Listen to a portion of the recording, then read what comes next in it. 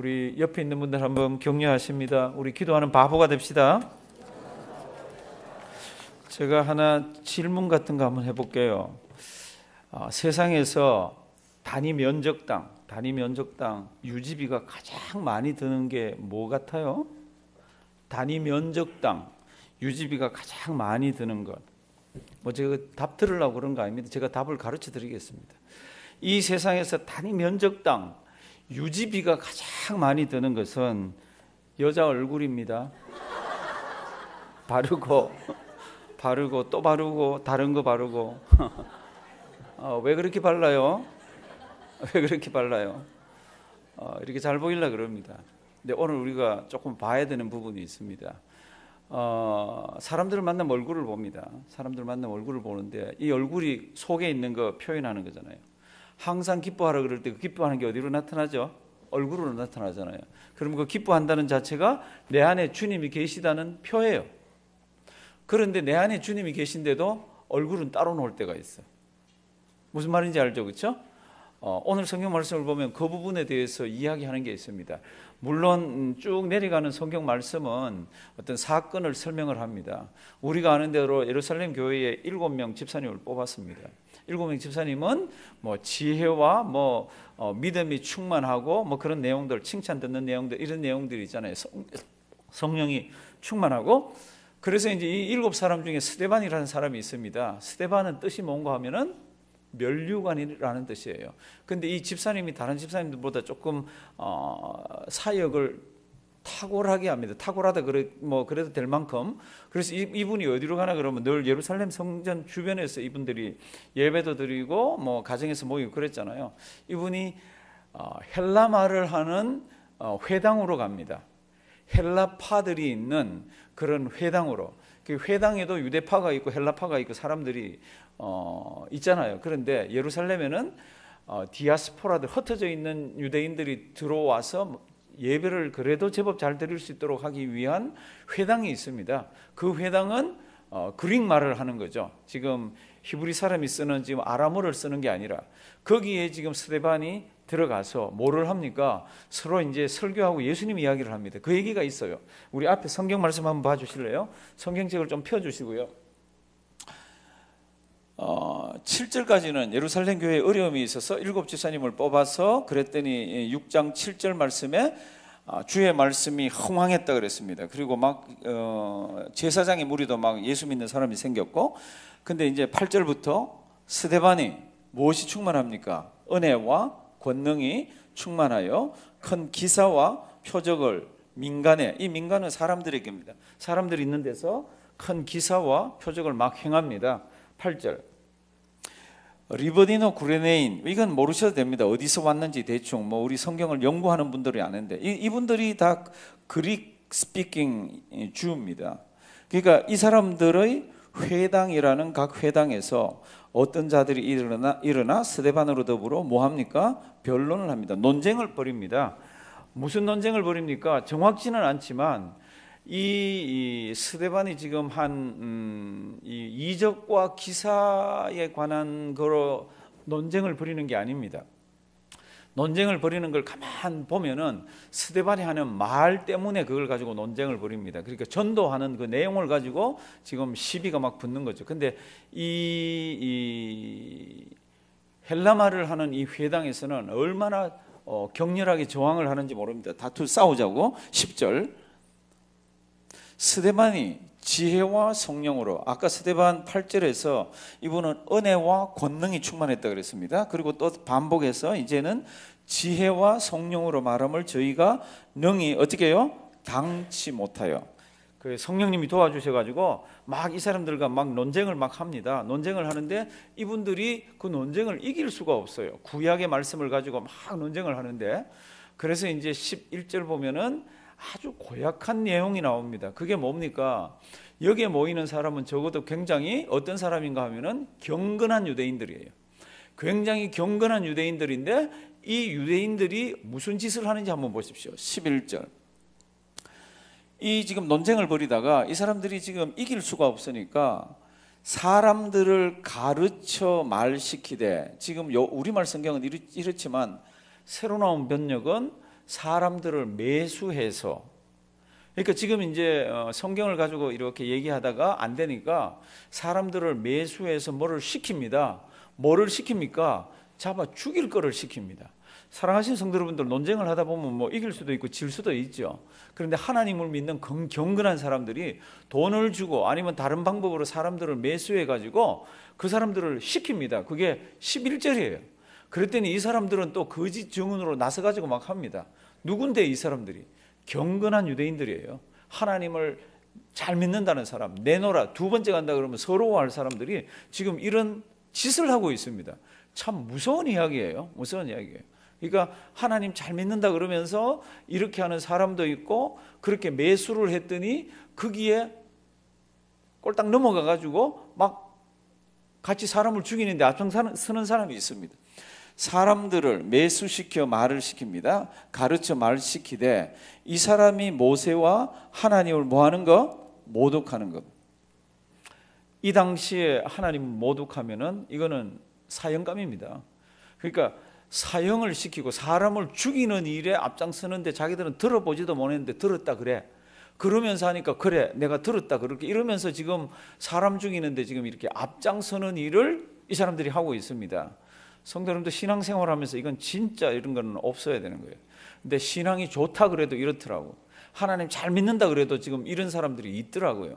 그거는 교회 2000년 역사, 교회 속에도 마찬가지입니다. 교회 속에도 이런데 성도 여러분들 아주 분별력이 있기를 바랍니다.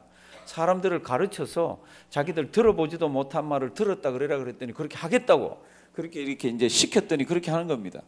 모세와 및 하나님을 모독하는 말하는 것을 우리가 들었노라 하게 하고, 12절 백성과 장로와 서기관들을 충동시켜 와서 이 스데반을 잡아가지고 공회에 세웁니다. 공회는 이스라엘 백성들 중에 가장 최고 의결기관입니다. 그리고 재판기관입니다. 13절 거짓 증언들을 세우니, 지금 이 사람들은 자기 거짓 증인들이에요. 이 사람들은 어떤 사람입니까? 경건한 유대인들이에요. 아침 저녁으로요 기도도 하고 금식도 하고 뭐 11조도 하고 대단한 사람들이에요. 그런데 이 사람들이 막 앞장서서 사람 죽이는데 앞장을 섭니다. 이게 이해가 가질 않아요. 아니 뭐 예수를 안 믿는 건 둘째치고 그 하나님을 섬긴다 그러면 십계명부터 시작해서 거짓말하지 말아라, 거짓 증거하지 말아라, 이런 게 얼마나 많아요. 어릴 때부터 귀에 딱지가 들을 만큼 들었는데 그거하고 아무 상관이 없습니다. 자기 욕심이 앞서면. 그래서 거짓 증언들을 세우니 가로되 이 사람이 이 거룩한 곳과 율법을 거스려 말하기를, 이 거룩한 곳은 성전입니다. 거스려 말하기를 맞이 아니하는도다. 14절 다 같이 읽습니다. 그의 말에 이 나사렛 예수가 이곳을 헐고 또 모세가 우리에게 전하여 준 규례를 고치겠다 함을 우리가 들었노라 하거늘, 그의 말에, 스데반의 말에, 스데반이 누구를 전했습니까? 나사렛 예수를 전했습니다. 그러니까 나사렛 예수가 옛날에 했던 말을 이 사람들은 듣지도 않았으면서 우리가 들었는데 이 사람이 이런 말을 합디다. 이거 신성모독 아니에요? 이거 모세의 율법 거스리는 거 아니에요? 이렇게 이제 막 부추겨서 말을 하게 했습니다. 말을 하게 시킨 사람도, 그런 말을 하는 사람도 죽일 놈이죠. 그런데 죽기는 누가 죽어요? 죽기는 스데반이 죽습니다. 지금 이런 가운데서 15절 스데반을 공회에 세웠습니다. 이렇게 붙잡아 와서 15절 공회 중에 앉은 사람들이 다 스데반을 어떻게 해요? 주목해서 봤습니다. 성도님들, 스데반은 상당히 억울해요. 그리고 죽을지도 모르고 굉장히 두렵습니다. 우리 같으면 얼굴이 창백해지거나 우리 같으면 두려움에 떨거나 우리 같으면 염려 가운데서 꽉 잡혀서 긴장하거나 이랬을 거예요. 그런데 여기에 있는 모든 사람들이 스데반의 얼굴을 다 주목해서 봤습니다. 그런데 스데반의 얼굴이 어떻습니까? 뭐라고요? 천사의 얼굴 같았다고. 이게 어떻게 가능할까? 성도 여러분들이 가능한 것 같아요? 우리 같으면 어떨까요? 우리 같으면 벌써 잡혀갈 때부터 하얘지지 않을까요? 잡혀갈 때부터 어떤 사람들은 살려주세요 그러지 않을까? 내가 다시는 예수 이름 안 하겠다고 그러지 않을까요? 그런데 스데반은 굉장히 침착합니다. 평온합니다. 그리고 아주 담대합니다. 그러니까 하나님이 속에 살아계신 것이 어디로 나타납니까? 얼굴로 나타납니다. 그래서 주변에 있는 사람들이 보니까 천사의 얼굴 같았다고. 누가는 이 자리에 있었습니까? 없었습니까? 제가 볼 때는 없었습니다. 그럼에도 불구하고 누가는 누가복음을 쓰고 사도행전을 쓸 때 내가 근원부터 자세히 살피고 다 물어보고 조사해서 내가 글을 쓰겠다 그랬습니다. 그러니까 어쩌면 학자들도 추측을 합니다. 어쩌면 이 내용은, 지금 이 내용은 누가가 사도 바울 전도 다닐 때 같이 다녔잖아요. 선교 다닐 때. 어쩌면 사도 바울한테 들었을지도 모르겠다 그럽니다. 사도 바울이 이 현장에 있었을 것 같다고 그럽니다. 왜냐하면 7장에 가면은 사도 바울이 이 스데반 죽이는 일에 책임을 맡잖아요. 어떻게 책임을 집니까? 사람들이 돌로 막 칠 때 옷을 막 벗어가지고 사도 바울의, 그 당시 사울이죠, 사울 발 앞에다가 갖다 놓았습니다. 무슨 뜻입니까? 이 공회에서 스데반을 죽이는 책임자로 사울을 지명했다는 겁니다. 그러니까 사울은 이걸 다 봤다는 거죠. 그러니까 이 이야기를 나중에 선교를 다니면서 누가에게 했을 것 같다. 학자들은 그렇게 얘기합니다. 그렇지 안 그러면 이게 어떻게 씁니까? 그런데 공회에 잡혀서 스데반이 이렇게 있는 모습을 공회에 있는 사람들이 다 쳐다보니까 뭐 같았다고요? 천사의 얼굴과 같았다고. 성도 여러분들, 어떻게 이런 상황 가운데 천사의 얼굴과 같이 될 수 있을까요? 아까 제일 처음에 제가 그랬습니다. 되게 여자분들 좋아하시대. 이 세상에서 단위 면적당 유지비가 가장 많이 드는 게 뭘까요? 여자 얼굴. 성도 여러분들, 우리 얼굴은요, 뭘 갖다 발라야 되고요, 우리 얼굴은 얼마나 신경을 많이 쓰는지 모릅니다. 그런데 이것하고 신경 쓰는 관계없이 우리 속에 뭐가 있으면요, 이게 우리 얼굴로 나타납니다. 자기 뜻대로 안 되면 확 얼굴이 바뀌는 사람이 있고요, 속에 화가 나면요 얼굴이 불그락불그락 하는 사람이 있고요, 속에 조금만 기쁘면 헤헤거리는 사람이 있고요. 이게 우리 얼굴이에요. 그런데 지금 이 상황은 천사의 얼굴이 나올 상황이 아니에요. 지금 이 상황은 이런 평온한 그런 얼굴이 나올 상황이 아니에요. 죽음을 앞에 놓고, 저는 전쟁이 나서 죽음을 앞에 놓은 게 아니라, 제가 아주 젊을 때 군대에 있을 때 2번을 제가 잘못하면 죽을 뻔했네, 그런 게 2번이 있었습니다. 그건 어디 개골창에 떨어지거나 차 타고 가다 박은 게 아니라, 제가 군 생활을 하다가 점심을 먹고 이제 내려오다 시간이 있어서 그 연병장에 좀 이렇게 누워 있었어요. 우리 부대는 아주 살벌한 부대지만 또 우리 사무실은 또 그런 게 가능한 데라. 그래서 누워 있는데 어디서 비행기 소리가 샥 들립니다. 제가 백령도에서 근무했는데, 백령도에는 이 해변 이걸 만들어 놓지 않은 모래사장 자체가 비행기 앉을 수 있는 그런 곳이 있어요. 그런데 그런 데는 늘 수송기가 오거나 아니면 다른 비행기가 이렇게 오는데, 그날은 비행기 소리가 달라요. 그리고 지나가는데 이렇게 보니까요, 순식간에 미국이 3대가 그냥 우리 연병장에 있는 우리 이 본부 있는 위로 지나간 거예요. 성도는 그때 군인으로서 얼마나 가슴이 철렁했는지 몰라요. 가다가 뭐 하나만 톡 떨어뜨리면 그 연병장이라는 데는 그 중심이잖아요. 거기 있는 사람이 죽는 겁니다. 근데 그런 일은 없었지만 얼마나 공포심이 드는지요. 후다닥 일어나가지고 막 쫓아갔습니다. 그게 잊을 수가 없고, 또 한 번은 밤에 잠을 자는데 막 사이렌이 울립니다. 막 그 밤에 사이렌이 울리면 우리는 자기 이 총하고 자기 이런 걸 다 울머쥐고 자기가 가 있어야 되는 곳에 갑니다. 그리고는 총을 쏴야 돼요. 총을 막 이렇게 쏘는데, 그때도 미국이가 밤에 한번 지나갔습니다. 우리가 맡은 곳에 가가지고 총을 쏘는데 얼마나 공포스러운지 몰라요. 이 역시 가다가 하나만 똑 떨어뜨리면 뭐 백령도 작은데 다 죽어버리는 거죠. 그 공포감 가운데서 막 이러고 있습니다. 성도 여러분들, 죽음이라는 것은 어마어마한 무게로 우리를 갖다 짓누릅니다. 얼굴이요, 밝을 수가, 얼굴이 기쁠 수가 없습니다. 그런데 스데반은 무슨 얼굴이에요? 천사의 얼굴 같았다. 그래서 앞에 성경을 보면 은혜와 권능이 충만했고 지혜와 성령이 충만했다 그랬습니다.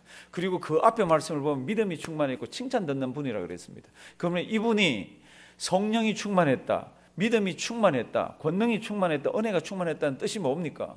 이 속을 가득가득 무엇으로 채워놓은 거죠. 그게 뭡니까? 성경에는 그런 말이 없지만 우리가 그 단어들을 가지고 볼 때는 이 속에는 예수 그리스도가 가득 찬 거 있잖아요. 그러니까 예수 그리스도가 자기를 위해서 십자가에 달려 돌아가신 그 사건이 가슴을 꽉 쥐고 있으니까 누가 와서 뭐라 그래도 이제 얼마 있으면 설교 한 편 하고 이 사람 죽을 거예요. 이 죽음을 앞에 놓고도 이 사람 얼굴이 어떻습니까? 이 사람 얼굴이 뭐요? 천사의 얼굴. 한번 따라 하십니다. 천사의 얼굴. 천사의 얼굴. 성도님들, 우리 즐거울 때나 뭐 일이 잘 될 때는 얼굴에 화색이 확 돌고 천사의 얼굴 같아요. 정말 예수 믿는 사람 같아요. 그런데 신경질이 나고 화가 나는 게 속에 있을 때는 이게 그 유지비가 그렇게 많이 들어도 여자들부터 시작해서 이게 오늘은 왜 화장빨이 안 묻는지 모르겠어. 그거 마음만 평해 보십시오. 화장빨 잘 먹죠. 갖다 대면 턱턱 들어붙지. 우리 예수 믿는 사람들이요, 이런 모습 잘 한번 보셔야 됩니다.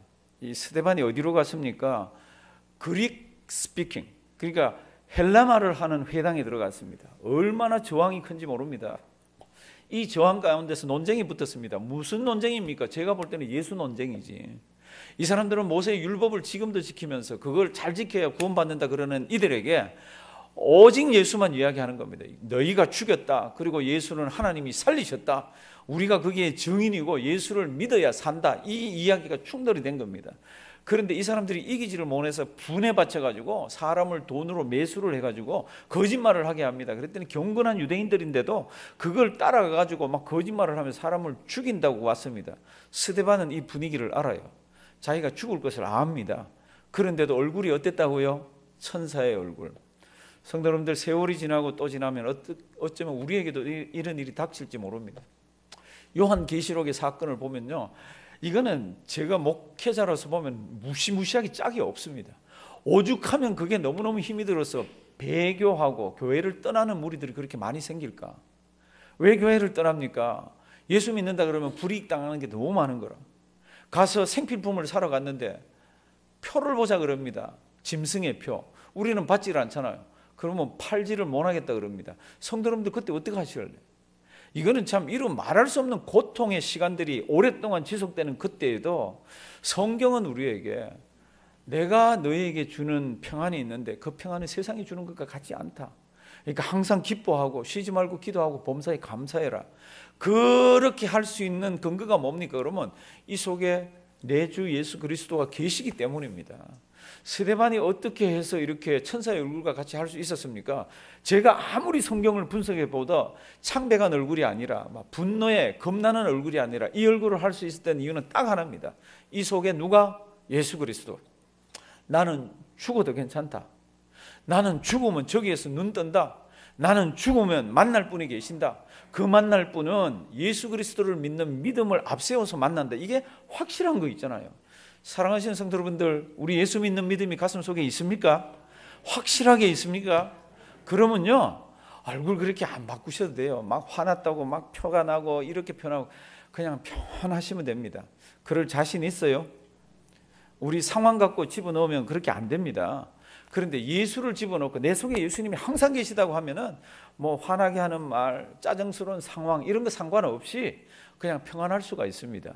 스데반이 어떤 사람입니까? 스데반은 죽음을 앞에 두고도 천사의 얼굴을 했습니다. 그 속에는 참 끊임없이 샘솟는 예수 그리스도의 은혜, 예수 그리스도의 사랑, 감사 이런 것들이 막 부글부글 끓었습니다. 이제 죽는데 죽어도 좋다는 겁니다. 이제 하나님 만날 건데 그러면서 얼굴이 빛이 났다는 겁니다.